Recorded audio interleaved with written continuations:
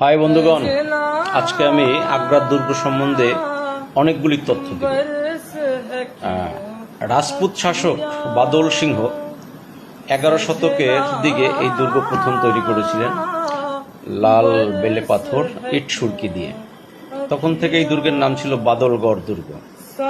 1487 সালে সিকান্দার লোদি রাজপুতদের পরাজিত করে এই দুর্গ দখল করে নেয়। পরবর্তীতে বাবর ইব্রাহিম লোদিকে 1526 সালে পানিপথের যুদ্ধে পরাজিত করে এই দুর্গটা দখল করে নেয়। দেখো পিছনে আবার কামান দেখা যাচ্ছে। যাই হোক, 1540 সালে কানৌজের যুদ্ধে শেষ শাশুড়ি হুমায়ুনকে পরাজিত করে এই বাদলগড় দুর্গ আবার দখল করে নেয়।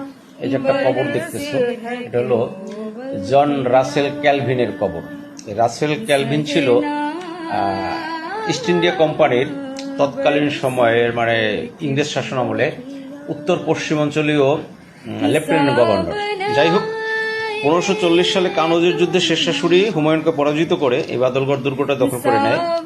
1556 সালে আকবরের সেনাপতি বৈরাম খাঁ পুনরায় এই দুর্গ দখল করে মুঘলদের হাতে তুলে দেয়।